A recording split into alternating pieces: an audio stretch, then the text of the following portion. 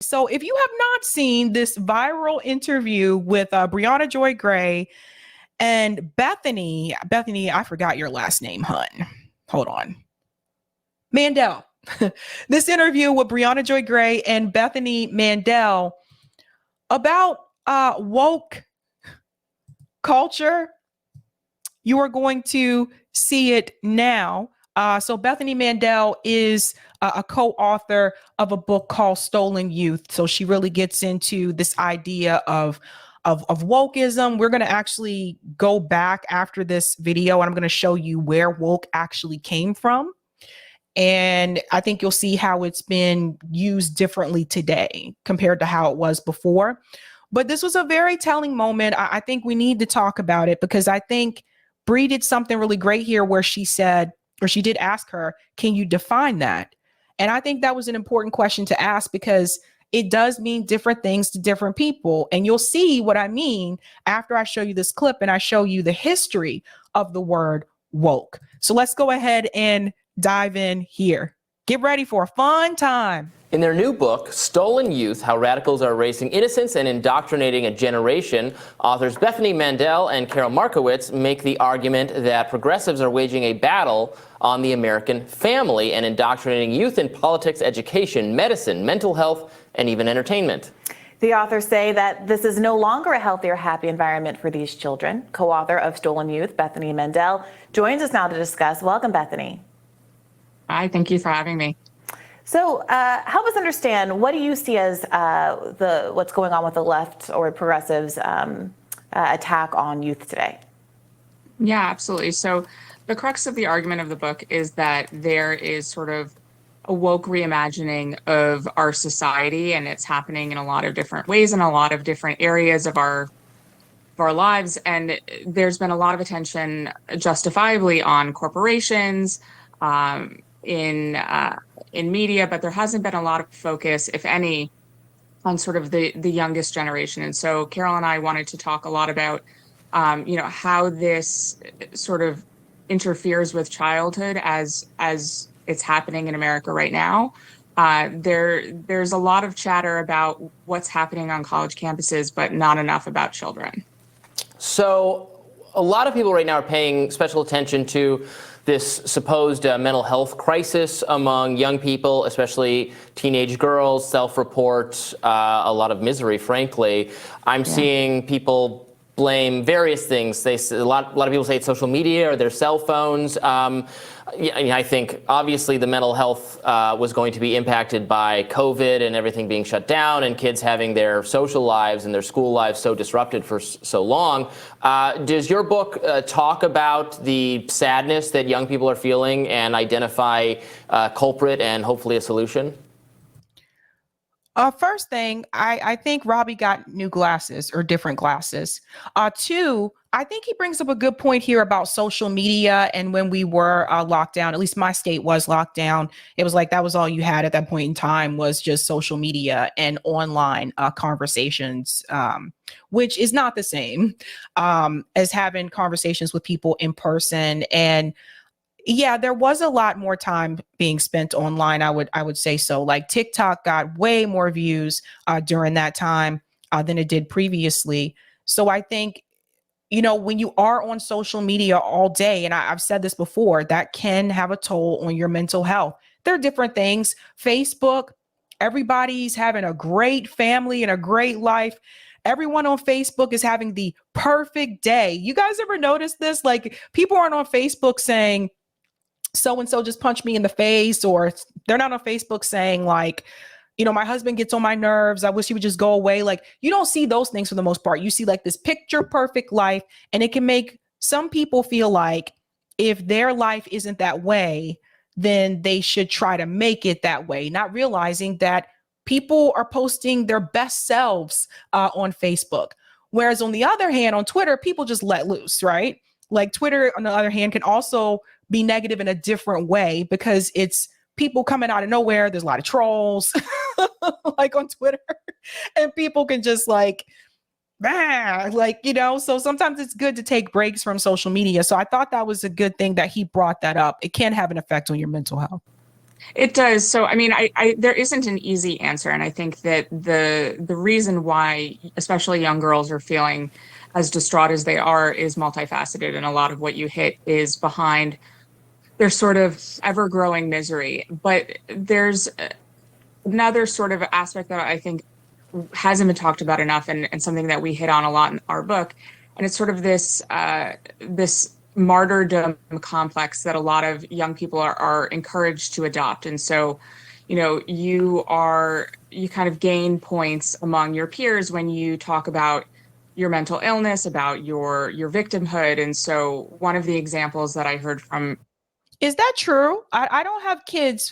For those of you in the chat that have kids that are old enough, I would say if you're in the chat and you have kids that are at least, I would say 10 and up, is that true that kids gain points from their peers by, I guess, bragging about their victimhood, like she said? Let me know in the chat. I'm curious. From a very wealthy mother in Silicon Valley of, very, very upper class child, definitely in the top 5% of children in the world, honestly, as far as luck goes. And she said that she felt like she had to be a victim in some way in order to gain credibility among her peers. And so she sort of adopted a mental health condition that she didn't necessarily have. And a lot of that was egged on by TikTok.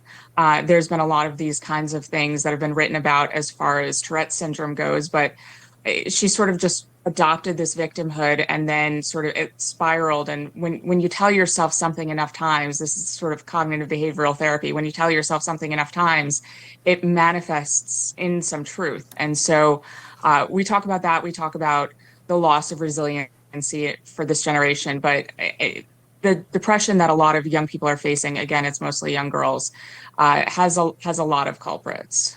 How do you negotiate this idea of an outsized victim culture and people claiming mental health issues that don't really exist with a book and a discourse that's talking about the mental health issues that people do suffer and kind of framing kids as in a crisis? I mean, there's a kid on a milk carton on your book in a way that obviously points to the fact that there's something real there in your view. How do you disaggregate what might be characterized as a mental health crisis caused by a focus on mental health crises, and the idea that we should be perhaps less attentive to the idea that people who say they have mental health crises are in fact experiencing mental health crises?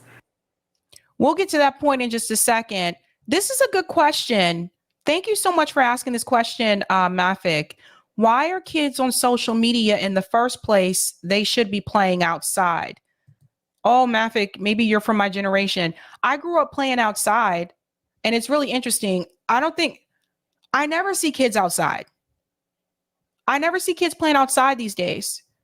I think there's a lot of time spent on cell phones and maybe video games, but we have video games too. Like I love Nintendo. I had those things as well, but I think I'm going to star this question, Eric.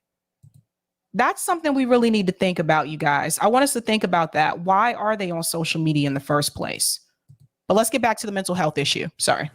So it's hard to disentangle the two. And how do you know when a child is experiencing a genuine mental health crisis versus that of a child who is sort of perpetuating their own misery in order to gain credibility among their peers? And it's hard to know where one starts and one stops. But there is a line between having an honest and frank conversation about the mental health crisis that children are facing, in large part because of what we did to them over COVID, and sort of the perpetuation of victimhood. And so that's sort of the line that we try to address in Stolen Youth of where does one start and one stop? But the answer isn't necessarily clear, but what we address as sort of the way forward is to not idolize and to not sort of amplify mental health crises as something that gains you credibility points. It's something that is not good, that requires sort of treatment and conversation instead of sort of social cred. Yeah, I think that's definitely true, and it's a phenomenon that I have observed that I've discussed with people in my life who are educators and mental health professionals, I've definitely never denied the reality that there's a certain kind of cultural cachet that's emerged of kind of hierarchies of oppression, let's say. Yeah. But I've also seen a lot of people across the political spectrum express frustration with that. So I wonder if you could get into how you see this as a war of the left against the right, because framing it that way, when I think this is a broad concern that a lot of folks have a problem with, does kind of also recreate this kind of victim paradigm where you have people saying we're being under attack by the left instead of kind of coming together and trying to resolve what I think is a broadly understood phenomenon. This is a good question, because I'm wondering this as well. Like, why is this framed? I haven't read the book, but why is this framed as a left-right issue if we're talking about mental health? Like, I don't understand. Like, it's when she's saying that, like, some children are saying that they have mental health illnesses that they don't necessarily have because they feel like, you know, they need to do this to impress their peers. How is that a left-right issue? I wonder about these things sometimes. Eric said left-right cells. Yeah, that's a good point. I wonder about these things sometimes. Like, some of these talking points I feel that are being framed as like left-right are not actually left-right. I think some of these issues affect everybody. And so in this circumstance, there's a lot of things that are sort of a right versus left conversation, but this is not one of them. And I agree with you. I think that there are a lot of people for whom this argument resonates, and it's not just right-left issue. We hope that, you know, parents of all political stripes will pick up the book. This is sort of a woke reimagining that is very, very, very far left. Only 7% of Americans consider themselves very liberal, and probably fewer of them consider themselves to be woke. And so, you know, when we talk about traditional, what does that mean to you? Would you mind defining woke? Because it's come up a couple times, and I just want to make sure we're on the same page. That's true, Ocean. Oceana, that's true. Sabby hasn't been inside a classroom in a while. That is true. It's been a while. I don't know what the kids are doing these days, you know? But yeah, it has been a while. But let's go back to the define woke part. I'm sorry, because this is where things go south. The interview's going great so far. Pick up the book. This is sort of a woke reimagining that is very, very, very far left. Only 7% of Americans consider themselves very liberal, and probably fewer of them consider themselves to be woke. And so, you know, when we talk about traditional, what does that mean to you? Would you mind defining woke? Because it's come up a couple times, and I just want to make sure we're on the same page.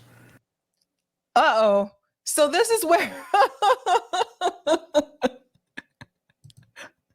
before I even finished the rest of this interview, as soon as I heard that part, I was like, uh-oh. But I'm glad that she did ask that question, because I've seen interviews before where people bring up woke, but nobody asked that question. No one asked them, can you define what woke means? And I think this is what made this interview go viral, because well, you're going to see, like, she bombs here. She just, it's not good. Robbie comes in for the save, but it's not good on her part. So, I mean, woke is sort of the idea that this is going to be one of those moments that goes viral. I mean, woke is something that's very hard to define, and we've spent an entire chapter defining it. It is sort of the understanding that we need to totally reimagine and redo society in order to create hierarchies of oppression. So that is not how we would define it in the Black community. Just FYI, we would not define it that way. Like I said, it's taken on different meanings over years. This goes all the way back to the 1930s. I'll show you that in just a second. But let me finish. Let it finish.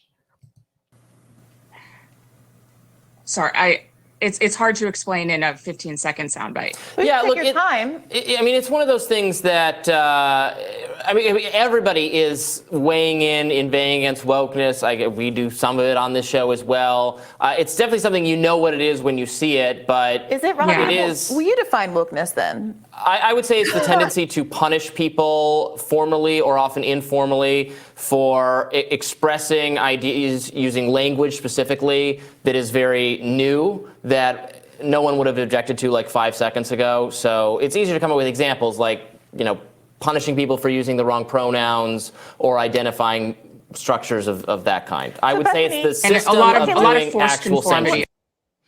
Robbie comes in for the save. Like Robbie is like, hold on. Robbie's like, I gotcha. So maybe this was maybe she was Robbie's guest. I'm not sure. But Robbie comes in for the save. He was like, I got your moment. So you see, Robbie had no problem saying, although again, I would say originally that's not what it means. That's not where it comes from. But the term has seemed to take on a different meaning like in the past couple of years or so. I don't know what happened. I feel like it was co-opted. I really do. But you see how quickly Robbie was able to just jump right in and say that. And Robbie didn't write the book. And I think the reason why people were pointing fingers at her is because she's the one that wrote the book. So, yeah. I know what you mean. Doesn't mean that he never defined it, but he came in with something. You see what I'm saying? Like he came in with something to what he thinks it actually means. He at least came in with that. Whereas I think she did get stuck there. But I don't think she was expecting that question. I really don't. There's something else that she posted as well, too, on Twitter that I do want to show you that she uses for the excuse as to why she tripped up there. Let's take that example. Bethany, you're talking about small children. So is the argument in your book that a 5-year-old is coming home from school, not using someone's pronouns and getting castigated by their teachers or family for not being sufficiently woke? Or is there some other kind of phenomenon that you're pointing to more specifically that's affecting young kids in your book? So with the example of a 5-year-old, one example that one of my friends just posited on Twitter, her 5-year-old came home and said, I like girls. And so that means different things to different people. For an adult, and sort of what the adults were sort of telling that child and what they understood they were sort of framing for that child was that it's okay to be gay or straight, and more of a sexuality question. Whereas for children, it's more, I like girls and I like boys.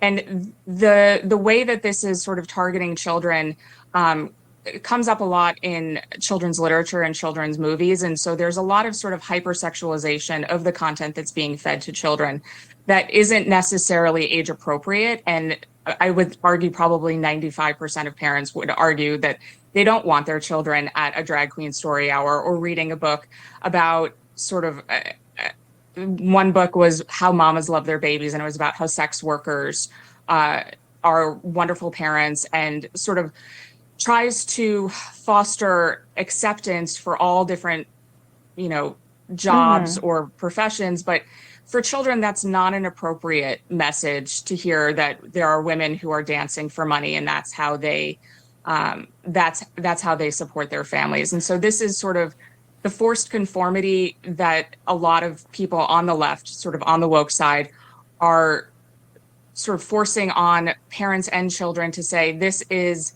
acceptable content. And if you do not think that this is acceptable content, you are therefore a bigot. So how did this come to be? Like, I feel like this is such a big issue in the past year or so. Like, why is this such a big, what is happening? I don't know. I don't have kids. You're right. I have not been in K through 12 system in a while. It's been a while since I've been in there. Like, why is this such a big deal all of a sudden? Like, what is happening out there?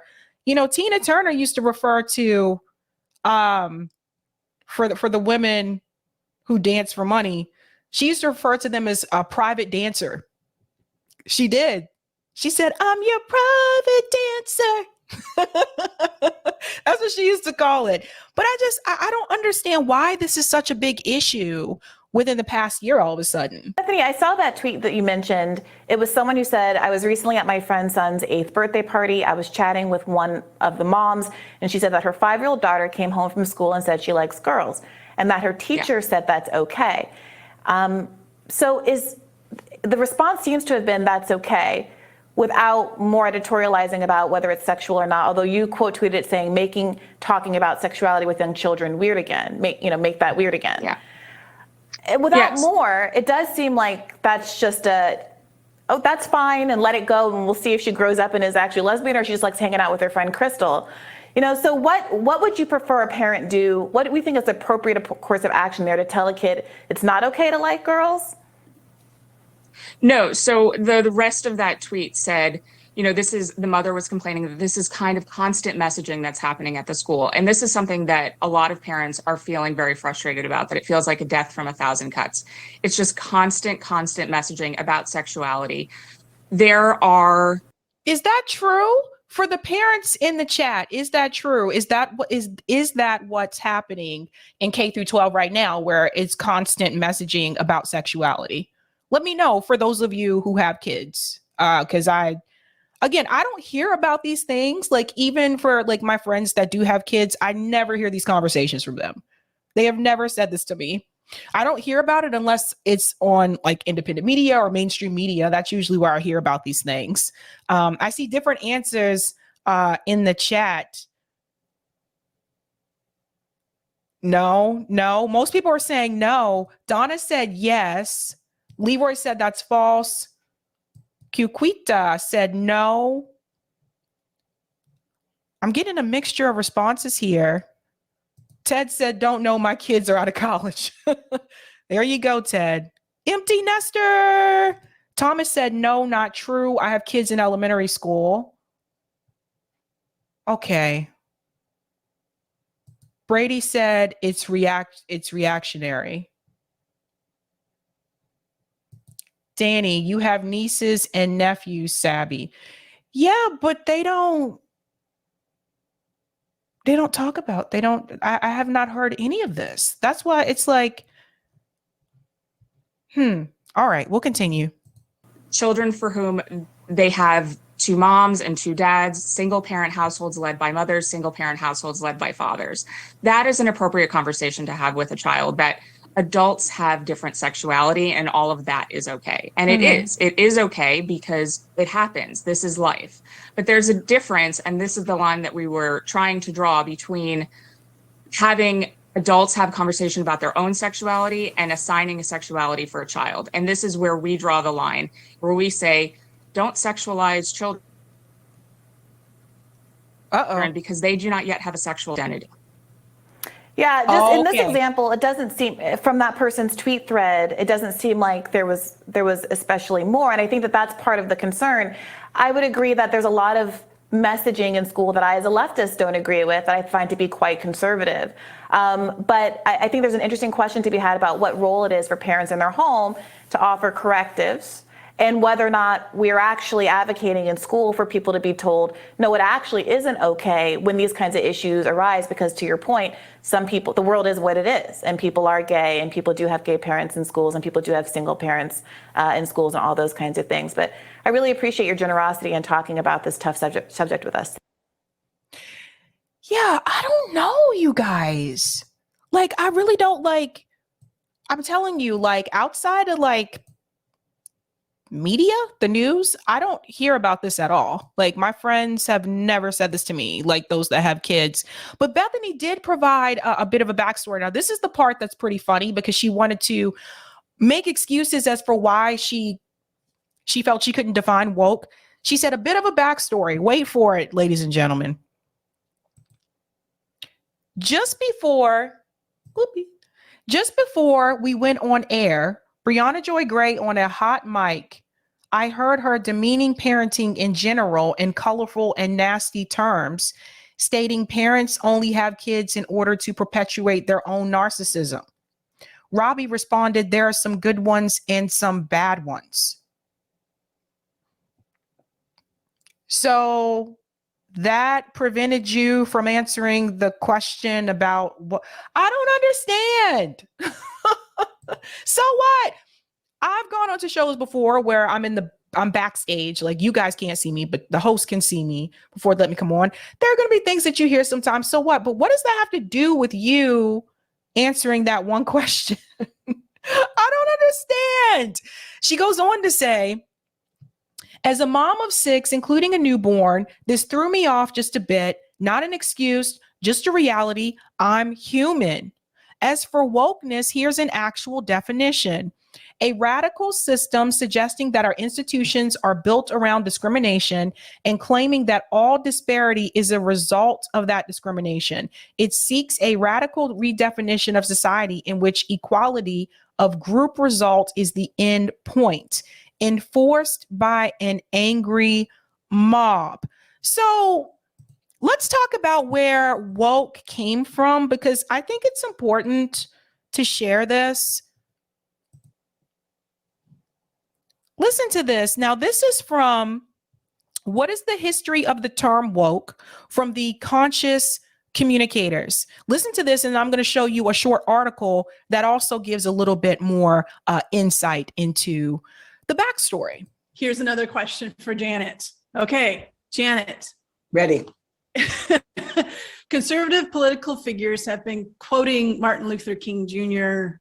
As of late, and also co-opting the term woke as a narrative, which actually is a term from the Black community, originated in the Black community, like many other terms. Mm-hmm. So what's the history of the term woke? The phrase stay woke actually has been around for quite some time. It emerged in African-American vernacular English as early as the 1930s. In fact, it was first uttered, so we believe, in a recording by the blues singer Leadbelly. It was at the end of a song about the Scottsboro Boys. Shout out to the person who mentioned Scottsboro Boys. Did I star that? Yes, Austin, Scottsboro Boys. Exactly. All the way back to the 1930s. In 1962, a New York Times Magazine article titled "If You're Woke, You Dig It" by an African-American novelist named William Melvin Kelly talked about the appropriation of African-American slang by white beatniks. So throughout the early 2000s, though, the term took on various associations, from some literal admonitions to fight sleep and stay woke, to a warning to watch out for infidelity. The term that we think about most now, and the way it morphed into what we think about most, happened during the Ferguson protests following the murder of Michael Brown. The term then became a hashtag within the Black Lives Matter movement. Appropriating it as a pejorative is just one more way that some have tried to diminish, dismiss, and disavow the reality of systemic racism. But that's the history of the term. Okay, thank you so much for that. Again, like I always think it's good to, when we talk about things, I like to talk a little bit about the history of it. Like, where did it come from? I think that's important for people to know. And then this article here, which I also think is important. Whoops.